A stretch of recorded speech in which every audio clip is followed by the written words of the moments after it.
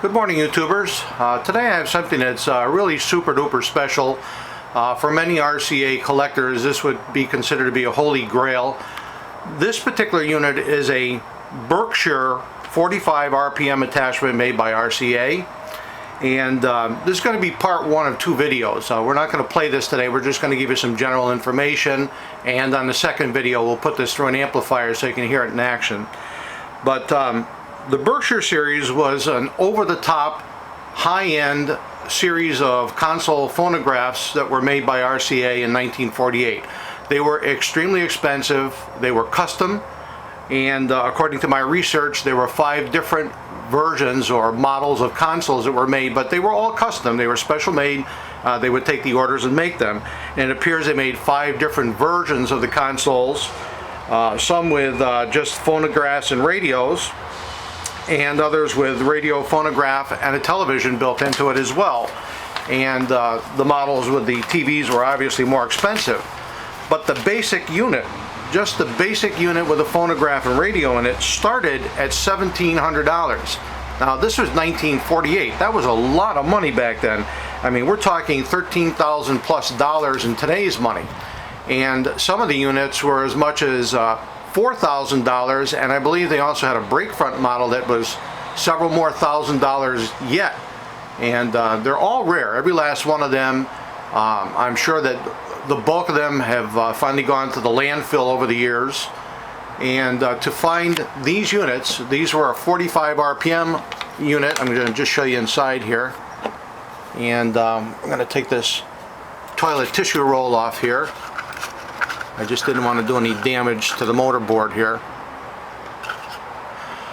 But these 45 attachment units were designed for the Berkshire models. Remember that the Berkshires were introduced in 1948.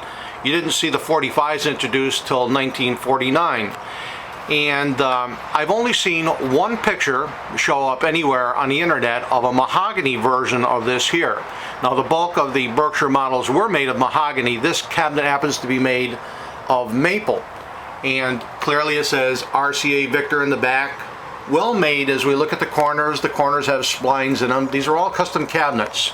And when we look at the basic mechanism itself, it's trimmed in black with brass here obviously, and it came with a magnetic cartridge.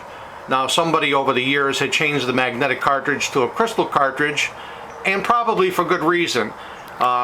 This, as I said, was probably mated with the Berkshire. The Berkshire may have been separated from this 45 player, or somebody gave the 45 player away. And to play this, in that it had a magnetic cartridge right from the get-go, required the use of an amplifier with a preamp in it. There's not enough output to drive just a standard amplifier, so you did need a preamp in the amplifier or an add-on preamp. Neither of which I have right now. I'm expecting one in the mail here, and then we'll play it through a regular amplifier with a preamp ahead of it. But this one has now been restored.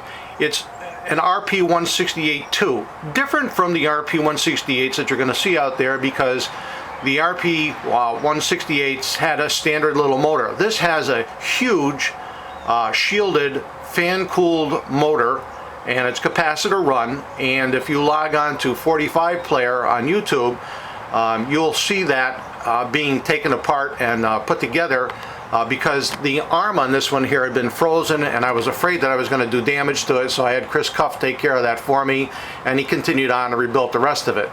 So you can actually see this thing being rebuilt, and here it is all put back together in the case.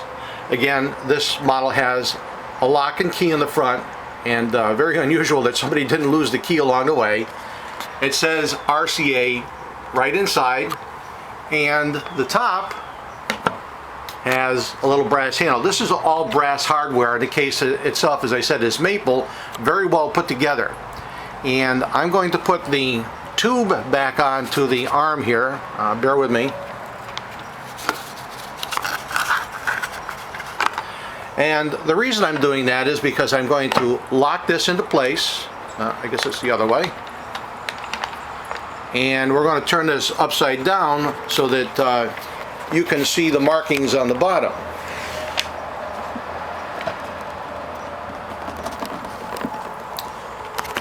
So, turned upside down, clearly there's the markings there. It is a CP5203. And down below here, you'll notice that this has an output for the amplifier, and it has an AC cord that gets attached to this. And you can clearly see the motor on the underside here, which is fan cooled, and the capacitor, which happened to have crapped out along the way. Remember, this is 61 years old. Chris was kind enough to break that apart and rebuild the inside for me, so we maintain the integrity of the entire unit.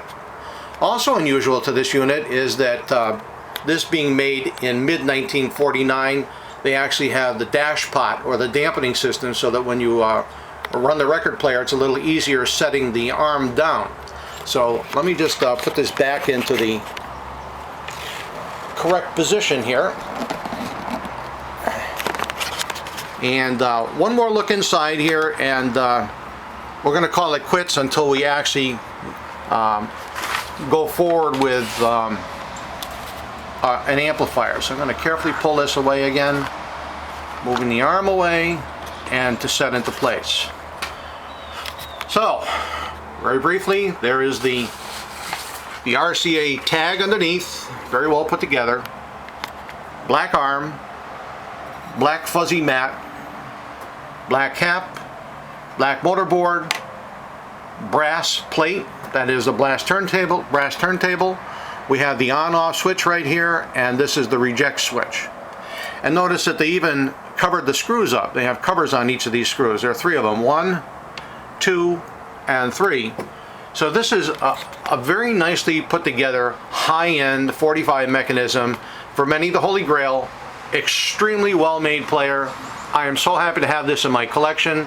I've seen none other like it. Like I said, I've seen a picture of the adapter with Mahogany, but never in a maple case like this. And just briefly looking around the side, and looking at the back side.